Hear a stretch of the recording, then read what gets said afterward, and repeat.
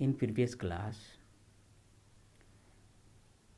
we have discussed about the cutter joint, but here we are discussing about the knuckle joint, a design of knuckle joint. So what is the knuckle joint? Main question is main question. The knuckle joint, it is the mechanical joint through which we have joined the two rods under the action of tensile load as well as relative motion between the two rod about the joint, about the pin.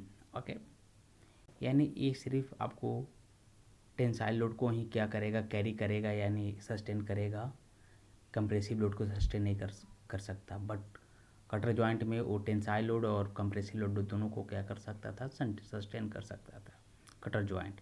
But यही difference है main, इसमें आपका tensile load को ही सिर्फ क्या करेगा, sustain करेगा। उसमें आप दोनों जॉइंट के दोनों रड के बीच मिस एलिगमेंट, यानी उसके बीच दोनों रड के बीच एंगुलर मूवमेंट नहीं होगा, दोनों रड के बीच। बट नकल जॉइंट में दोनों रड के बीच एंगुलर मूवमेंट होगा। आप देख सकते हैं, अगर आप विजुलाइज करना हो तो आप ट्रैक्टर देखोगे, ट्रैक्टर से कनेक्ट होता है trolley.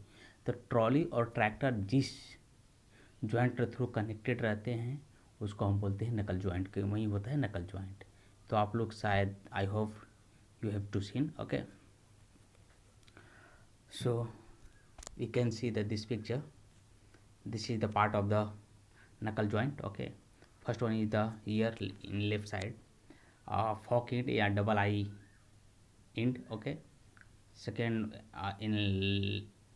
in right side a single eye end या single eye. Okay, या eye end. This one is the pin and collar and locker pin, या स्प्लिट पिन भी उसको हम बोलते हैं। तो इसमें होगा क्या कि जो डबल आई फॉक है या फॉक इंड है, ओके, इसमें हम क्या करेंगे, जो आई इंड यानी सिंगल आई रड, जो सिंगल आई है आपका, सिंगल आई रड, इसको हम क्या करते हैं, दोनों को इसमें इंसर्ट करेंगे एक दूसरे को। उसके बाद पिन के थ्रू, पिन को इन दोनों के बाद इंसर्ट करने के बाद दोनों पिन को उसमें फिक्स करेंगे, जिससे कि ये दोनों जॉइंट हो जाए। ओके, और उस पिन की जर्किंग के थ्रू, क्योंकि अगर कोई भी जर्क प्रोवाइड करता है, अगर ट्रांसवर्स डायरेक्शन में कोई जर्क प्रोवाइड हो रहा है तो उससे क्या होगा कि आपका पिन निकल सकता है। तो पिन को नहीं निकलने देने के लिए, यानी निकलने देने के लिए हम क्या करते हैं, कॉलर एंड लॉक पिन का हम क्या करते हैं, यूज करते हैं। जिसे उसको लॉक पिन को हम स्प्लिट पिन भी बोलते हैं। तो आप देख सकते हैं यही आपका पार्ट है। तो here we have right component of the knuckle joint. First one is the rod, single eye, double eye या forked end, pin, collar and split pin या lock pin या taper pin, okay, etc. This is the also figure of the knuckle joint. Okay, upper figure show the side view of the knuckle joint, and lower figure show the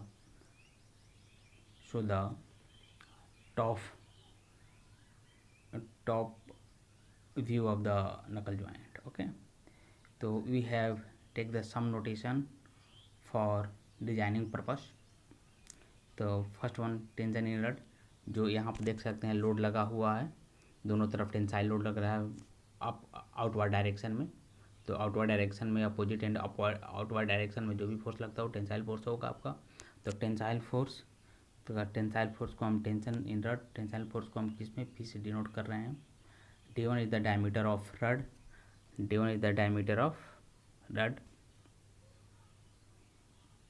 तो आप देख सकते हैं D1, आप ये देख सकते हैं, ये वाला जो पार्ट है यहाँ पे, यहाँ वाला जो पार्ट है, आ जाओ, जो ए वाला इनलार्ज पार्ट है, इसके जस्ट बाद, रड के बाद जस्ट ऊपर वाला पार्ट है, ये है, इसका डायमेंशन है D1। देखें यहाँ पर जो लिखा हुआ है D1 है, तो दोनों तरफ जो डायमेंशन होगा आपका D1 ही होगा। ओके, और जो डी है आपका enlarge diameter of the rod, यानी जो रड का एक्चुअल डायमीटर है वो आपका डी है, जो ये देख सकते हैं आप डी है, इधर भी आपका डी होगा क्योंकि सेमी रड दोनों तरफ कनेक्टेड रहेंगे, सेमी डायमेंशन के रड हो गया। Small D is the diameter of pin, या पिन का जो ये पिन है आपका, आप देख सकते हैं पिन, तो पिन का डायमीटर क्या है आपका डी है, small D. Here also you can see D is the diameter of small D is the diameter of pin, okay. And D one is the diameter of the pin head. देखिए आप pin head देख सकते हैं, pin head D one, तो D one जो है pin head का diameter है, okay. D one D note outer diameter of eye, outer diameter of eye या Fock.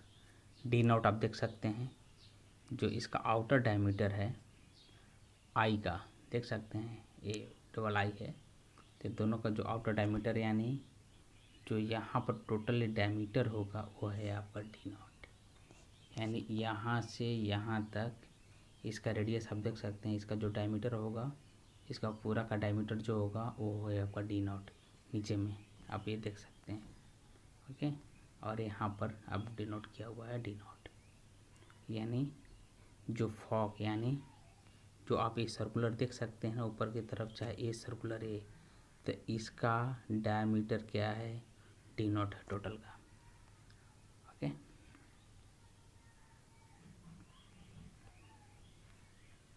T one is the thickness of eye end,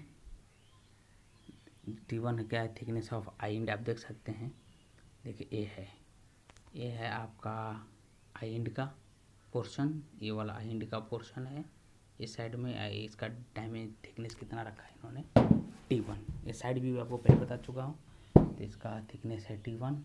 और वहीं अगर आप देख सकते हैं डबल आई फॉक का, तो ऊपर में है उसका जो थिकनेस है वो T2 है, नीचे भी T2 क्योंकि 2 है, तो T2 दोनों का सेम ही डायमेंशन होगा, तो इसलिए इसको T2 हमने लिया है, ओके, फॉर डिजाइनिंग पर्पस।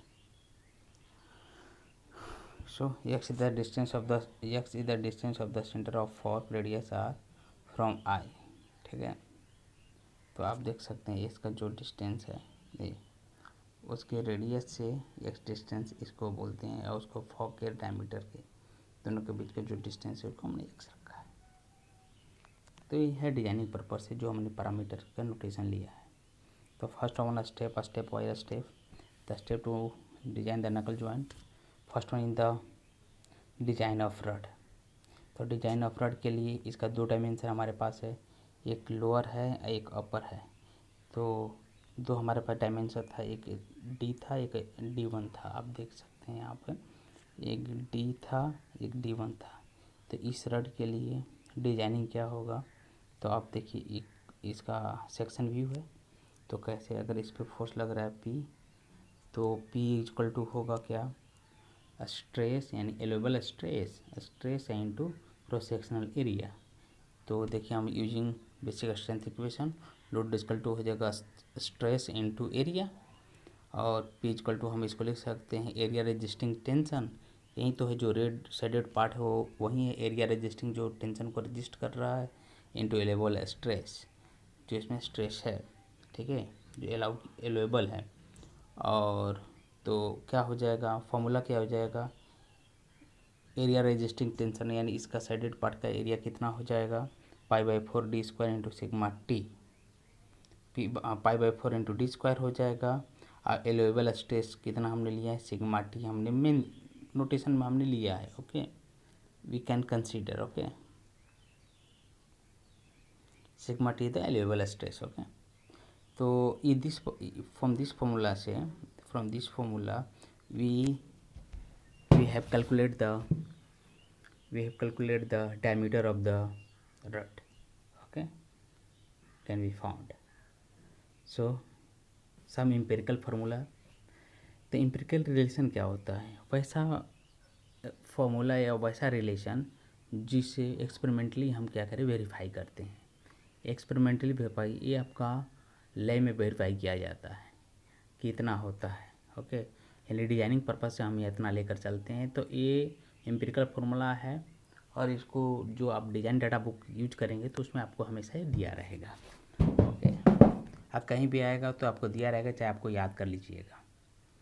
तो जो एम्पिरिकल रिलेशन होता है, जो आउटर डायमीटर होगा, जो इनलार्ज वाला डायमीटर होगा D1 होता है 1.1 इंटू टी, तो आप यहाँ से D1 भी फाइंड आउट कर सकते हैं। वहीं एम्पिरिकल रिलेशन आप देखिए, step 2 decide the thickness of the eye end and fork end. देखिए आई इंड यानी थिकनेस हमको निकालना है, यानी T1 और TT का वैल्यू निकालना है। देखिए आई इंड यानी इसका T1 थिकनेस निकालना है, इसका और इसका निकालना है थिकनेस। तो दोनों का थिकनेस T1 निकालना है और इसका डबल आई जो फॉक है या फॉक इंड है उसका T2 निकालना है। ओके, तो नेक्स्ट स्टेप है हमारा। तो नेक्स्ट स्टेप के लिए हम क्या एम्पिरिकल रिलेशन एक रखेंगे। जो T1 होगा, एम्पिरिकल रिलेशन फिर से मैं वो बता रहा हूँ, जो एक्सपेरिमेंटली वेरीफाइड किया हुआ रहता है, यानी एक्सपेरिमेंटली आपका एक्सपेरिमेंटली प्रूफ रहता है, एक्सपेरिमेंटली प्रूफ किया हुआ रहता है जो फार्मूला, उसको बोलते हैं एम्पिरिकल फार्मूला या एम्पिरिकल रिलेशन। और ये आपको डिज़ाइन डाटा में हमेशा आपको गिवन रहेगा, या आप इसको रीड आउट भी कर सकते हैं या आप इसको मेमोराइज भी कर सकते हैं। तो T1 हमेशा होता है 1.25 इंटू डी, यानी एक्चुअल जो रड का डायमीटर उसका डायमीटर का 1.25 टाइम्स होगा T1, और T2 होगा 0.75 ऑफ डायमीटर T। तो इससे हम क्या करेंगे, T1 और T2 का वैल्यू हम फाइंड आउट करेंगे। ये आपका डिज़ाइन डाटा बुक में रिलेशन दिया रहेगा। तो step 3 decide the dimension of pin. तो डायमेंशन ऑफ पिन का हमने रखा है, डायमीटर रखा है, डायमीटर हमने we have taken diameter D1 D diameter of the pin and collar diameter of pin is D1। तो आप देख सकते हैं जब एक दूसरे को एक खींचेंगे अगर लोड लगेगा, यहाँ पर आप देख सकते हैं अगर लोड एक टेंसाइल लोड लगेगा, तो अगर टेंसाइल लोड बहुत अधिक हो जाए तो ये 3 पार्ट में टूट जाएगा। जो हमारा ब्रेकआउट होगा, जो हमारा पिन ब्रेकआउट होगा 3 पार्ट में। एक पार्ट रह जाएगा डबल आई के एक फॉक में, दूसरा पार्ट रह जाएगा सिंगल आई इंड में, और तीसरा पार्ट रह जाएगा नीचे वाले पार्ट में डबल फॉक इंड के नीचे वाले पार्ट में रह जाएगा, यानी 3 पार्ट में ब्रेकआउट होगा। तो जब 3 पार्ट में ब्रेकआउट होगा तो 2 कट होंगे। तो एक कट होगा आपका upper fork eye and single eye के बीच में, and lower fork end eye के बीच में 2 कट होगा। और जो एक कट होगा ये शेयरिंग के थ्रू होगा, शेयर फोर्स के थ्रू, यानी शेयर आउट होगा दोनों। तो शेयर आउट होगा तो कटेगा, तो शेयर आउट होगा तो शेयरिंग स्ट्रेस डेवलप होगा। तो हम शेयर स्ट्रेस को मान लेते हैं, जो स्ट्रेस होता है उसको हम लेके चलते हैं सिग्मा सफिक्स में एस मान लेते हैं। ओके, तो आप देख सकते हैं यहाँ पे। तो उसी तरह ये फोर्स आया तो 3 पार्ट में टूटा, तो 2 सरफेस में आया, 2 शेयर प्लेन बना, एक आपका ये दोनों के बीच, तो 2 पार्ट में कटा, तो 2 आपका का मल्टीप्लाई होगा, 2 शेयर फोर्स आएगा। तो हम जानते हैं load equal to stress into area, अब P equal to also area resisting tension या शेयर इनटू एलोवेबल स्ट्रेस। अब देखिए यहाँ पर देखें तो एरिया जो होगा क्या होगा, 2 एरिया है, क्योंकि दो पार्ट में दो पॉइंट पे कट आउट हो रहा है, शेयर आउट हो रहा है। तो एक नीचे होगा रेजिस्टिंग एरिया, एक ऊपर होगा रेजिस्टिंग एरिया। तो इसलिए हम लिखते हैं 2 into pi 4 into D square. D क्या है, इसका डायमीटर ऑफ पिन है, तो इसलिए डी स्क्वायर होगा इनटू जो शेयर स्ट्रेस डेवलप हुआ उसको हम लिखते हैं सिग्मा एस। तो यहाँ से हम diameter of pin find out कर सकते हैं। Okay, we can find out the diameter of pin. Okay,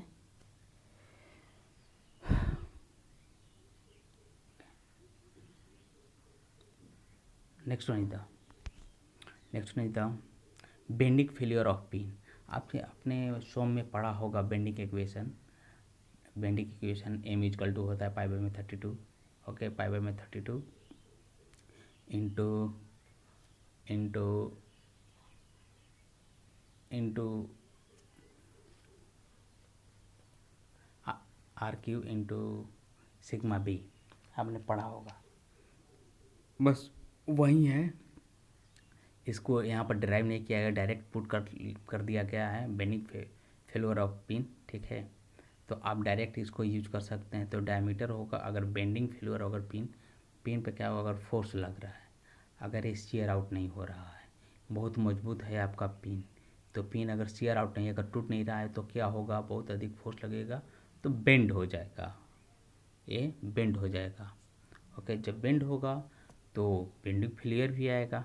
तो बेंडिंग फेलियर क्योंकि बेंड हुआ तो बेंडिंग फेल हो गया ना, जब बेंड हुआ तो फेल हो गया, तो बेंड हुआ तो बेंडिंग फेलियर आ गया। तो बेंडिंग फेलियर के अगर आपको दिया रहे तो क्योंकि सिग्मा बी का है बेंडिंग स्ट्रेस है, तो सिग्मा बी अगर आपको दिया रहे तो आप उसका डायमीटर निकाल सकते हैं, जो होगा, जो आपको फॉर्मूला में लिखा हुआ है,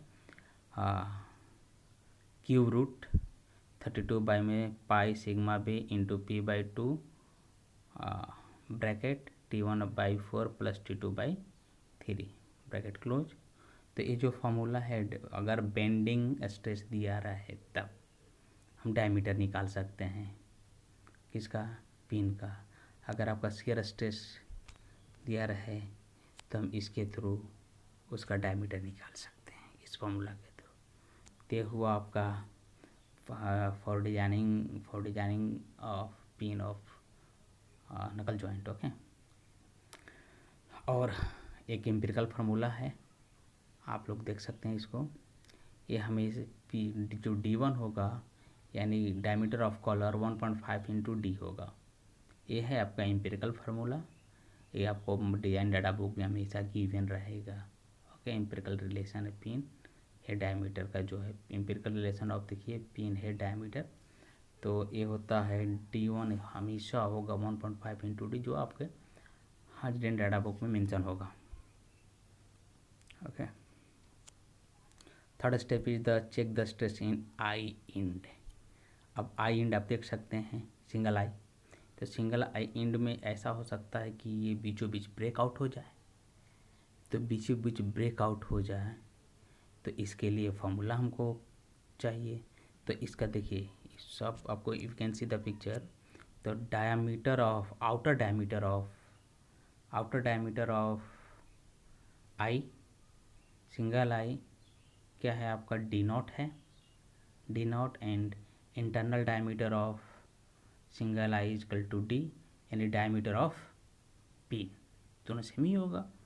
तो ये दोनों है, अगर हम D0 में से D निकालें तो हमारा जितना भी है जो शेडेड पोर्शन वो एरिया आ जाएगा, और उसमें T से मल्टीप्लाई कर देंगे उसके थिकनेस से, तो टोटल एरिया आ जाएगा हमारा। और थिकनेस क्या है सिंगल आई रड का, T1 देख ले सर, देखिए आप सिंगल आई रड का थिकनेस क्या है, T1, आप देख सकते हैं यहाँ पर T1। तो T1 से मल्टीप्लाई करेंगे तो रजिस्टिंग एरिया जो उसको टूटने से बचा रहा, रजिस्ट कर रहा है, वो एरिया आ जाएगा। यानी हमारा क्या होगा, D0 minus D into T1 into failure कैसे है, टेंसाइल इंटू सिग्मा टी। तो देखिए ये है आपका रिलेशन यूजिंग द वही।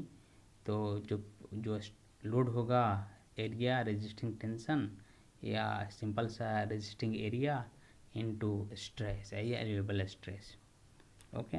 तो जो एरिया होगा वो होगा D1 D0 minus T into T1, ये टोटल शेडेड एरिया आ जाएगा। आप देख सकते हैं, आप अपने से विजुलाइज कर सकते हैं कि जब D0 में से टी निकलेगा तो जो शेडेड पोर्शन है एक क्रॉस सेक्शनल ऐसे इसको मिल जाएगा, ओके। क्रॉस सेक्शनल वाइज इसको क्रॉस सेक्शनल जो इसका लेटरल पार्ट में मिल जाएगा, और इसका थिकनेस कितना है T1 दिया हुआ है दोनों का। तो T1 से मल्टीप्लाई करेंगे तो होल रेजिस्टिंग एरिया जो शेडेड पोर्शन है वो हमारा आ जाएगा, इसलिए इसको हम लिखते हैं D0 - D into T1 into sigma T. Okay, तो सिग्मा टी क्या है यहाँ पर, सिग्मा टी यहाँ पर क्या है, tensile stress. Okay, tensile stress. तो यहाँ से हम D0 क्या कर सकते हैं, फाइंड आउट कर सकते हैं, यानी फॉक आई का यानी सिंगल आई का जो आउटर डायमीटर है उसको हम इसके थ्रू फाइंड आउट करते हैं डिजाइनिंग पर्पज़ के लिए। अगला है आपका shear failure of eye end. Okay, ये देखिए, अब ये देखिए, एक तो ए हो गया, एक बीचों बीच से कट कर टूट कर निकला, ठीक है। एक ऐसा हुआ कि जितना आपका रड है, रड के बीचों बीच शेयर आउट हो गया, वहाँ से वो पार्ट निकल के कट के निकल गया, वहीं सिंगल आई का है। तो उसमें भी हम क्या करेंगे, आउटर डायमीटर D1 है, इंटरनल डायमीटर D1 है, इंटरनल डायमीटर क्या है, D है। तो ए शेडेड पोर्शन का जो लेंथ होगा, ए वाला जो लेंथ हो जाएगा, ए वाला आप देख सकते हैं, ए वाला जो लेंथ हो जाएगा, ए वाला लेंथ हो जाएगा D0 माइनस D1 और उसका भी होगा बाई 2, क्योंकि इस साइड का एरिया है नहीं, इस साइड का एरिया तो क्रॉस सेक्शन है नहीं, रेजिस्टिंग एरिया है नहीं, सिर्फ आगे का है तो सिर्फ एक है, इसलिए हम उसको क्या करेंगे, D0 माइनस D बाई में 2 रखेंगे। ओके, इनटू अगर उसके थिकनेस से मल्टीप्लाई कर देंगे तो जो भी एरिया है, जो कट एरिया है, जो रेजिस्टिंग एरिया है वो आ जाएगा। अब यहाँ पर 2 रेजिस्टिंग एरिया है, निकला, एक कट आउट होकर टेयर आउट होकर निकला, तो एक होगा आपका, इसके 2 सरफेस होंगे टेयर आउट हुए, तो एक होगा जैसे आपको मान लीजिए एक जो हमको विजुअलाइज है, एक उस साइड में होगा जो हमको विजुअलाइज नहीं है। ओके, तो ये दोनों 2 क्रॉस सेक्शनल एरिया हो, यानी 2 रेजिस्टिंग एरिया होगा, तो 2 का इसलिए मल्टीप्लाई करेंगे, तो फार्मूला क्या होगा, 2 into D0 minus D by 2 into T into sigma S। तो आप देख सकते हैं फार्मूला वहीं, just using the basic equation of the stress, P equal to resisting area, tension and available stress, P equal to होगा 2 into D0 by में 2 minus D by में 2 into T1 into, इसको बाई में 2 कर दिया है, radius ले लिया है। अब आप डायरेक्ट भी कर सकते हैं। ओके, तो इसको भी करेंगे तो आप D0 माइनस D बाई में 2 ही आएगा, 2 से मल्टीप्लाई, 2 से कट आउट कैंसिल हो जाएगा, और जो फाइनल जो रिलेशन आएगा P इक्वल टू आएगा D0 minus D into T1 into sigma S, और इसके थ्रू आप उसका शियर स्ट्रेस आप फाइंड आउट कर सकते हैं। Okay, find the value of sigma S। Okay, और यहाँ पे सिग्मा T आप फाइंड आउट कर सकते हैं ऊपर वाला रिलेशन में। ओके, अब देख, next one is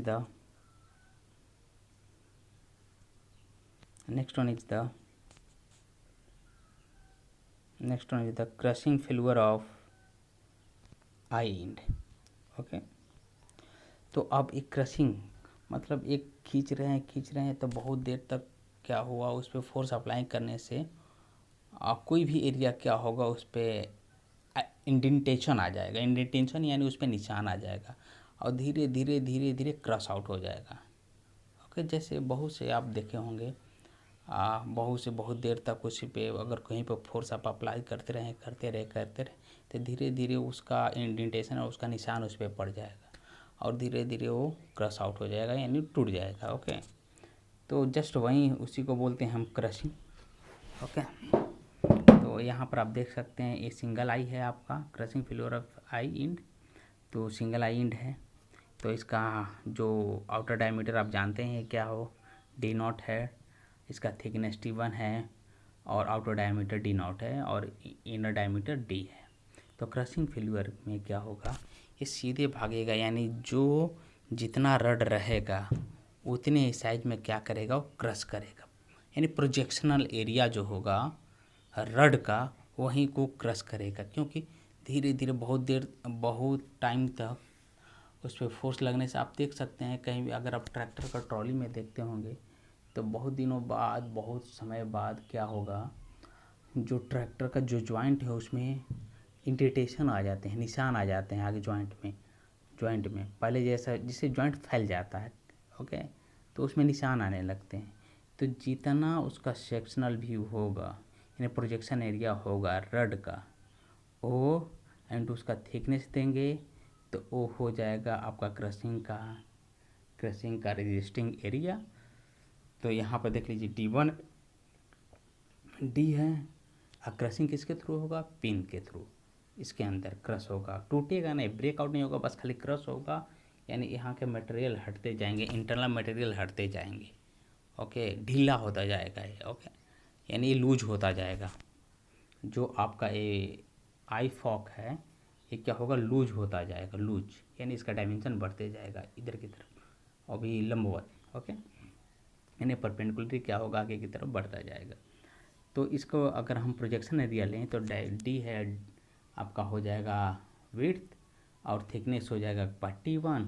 तो जो साइडेड पोर्शन आया रेक्टेंगुलर आया, क्योंकि जो भी आपका सर्कल है, सर्कुलर रड है, तो उसका प्रोजेक्शन एरिया जो होगा आपका रेक्टेंगुलर ही होता है, ओके। प्रोजेक्शन एरिया किसका, रड का, सिलेंड्रिकल रड का रेक्टेंगुलर होता है, इसलिए उसको D/T1।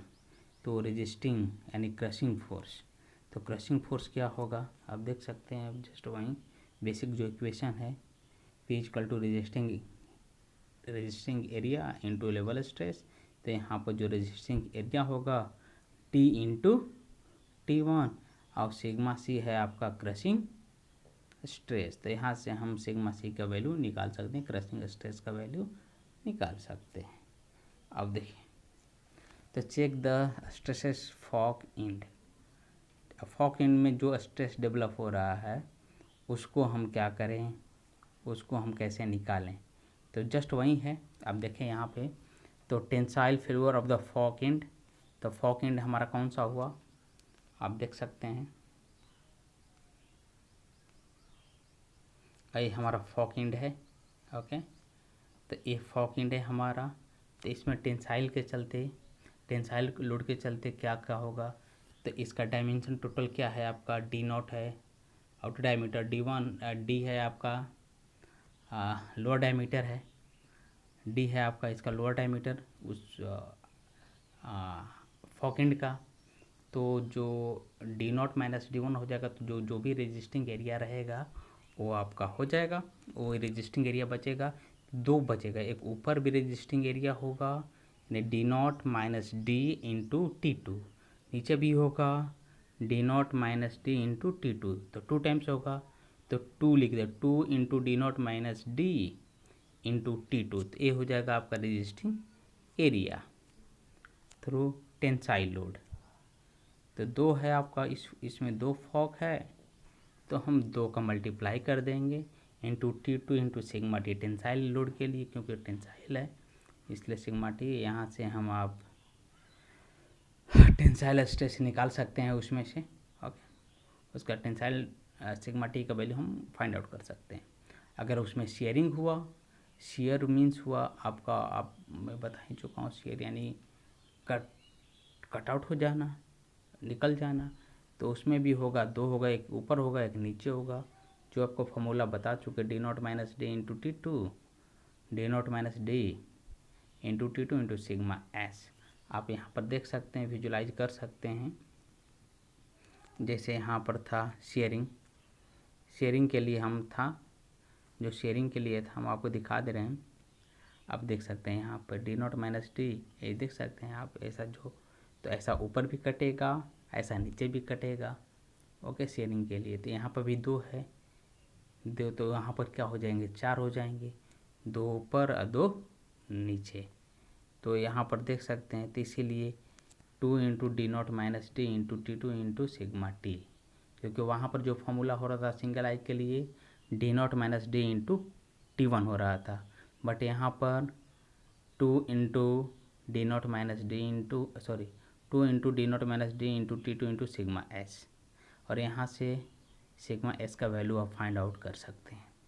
ओके, लास्ट है क्रशिंग फेल्यूर। तो वहाँ पर 2 आई है, यहाँ पर तो सिंगल आई था, तो वहाँ पर 2 आई है। तो क्रशिंग के लिए क्रशिंग रेजिस्टिंग एरिया वहाँ फॉग के लिए क्या होगा, 2 टाइम्स हो जाएगा, तो यानी हो जाएगा उसका जो होगा D0 minus D into T1, एक होगा नहीं इंटू T2, ठीक है। यानी क्या होगा, क्रशिंग एरिया ऊपर वाले फॉग और लोअर वाले फॉग 2 आई हैं वहाँ पे, तो आई हैं डबल आई, तो ऊपर वाले नीचे वाले के लिए अलग अलग होगा। तो ऊपर वाले के लिए मान लेते हैं अगर वह D0 minus D into T2, तो नीचे वाले का भी होगा D0 minus D into T2, यानी 2 टाइम्स होगा। तो आप देखिए यहाँ पर जो क्रशिंग है आपका, तो यहाँ पर हाँ क्रशिंग हमारा होता है सिर्फ वहीं निकलता है जो इसका क्रश आउट होता है, जो इसका डायमीटर होता है, जो आपको अभी बताया सिंगल आई फेल्यूर में, सिंगल आई फॉक में, सिंगल आई रड में, कि रजिस्टिंग एरिया जो होगा वो D होगा इंटू T1 होगा सिंगल आई के लिए। बट वहाँ पे डबल फॉग के लिए, यानी डबल आई फॉग या फॉग के लिए, डबल आई रड उसको बोलते हैं या फॉग बोलते हैं, तो फॉग के लिए होगा 2 इंटू D इंटू T2। तो इसलिए हम देखो 2 into D into T2 into sigma C क्या है, क्रशिंग स्ट्रेस है किसके लिए, डबल आई फॉग के लिए, या डबल आई फॉग भी बोलते हैं या डबल आई सिंपल सा भी बोल सकते हैं उसको। तो यहाँ से आप सिग्मा सी का वैल्यू फाइंड आउट कर सकते हैं। तो ये था आपका नकल जॉइंट। ओके, तो हम आपको इसका PDF और इसका अगर PDF में अगर सही थोड़ा सा प्रॉब्लम हो रहा है ये वाले पार्ट का, अच्छे से जो मैंने लिखा है वो वहाँ पर सही से मेंशन नहीं हो पा रहा है, सही से आ नहीं रहा है, तो हम दोनों आपको भेज देंगे इसका वर्ड भी और PDF भी दोनों। Okay, thank you.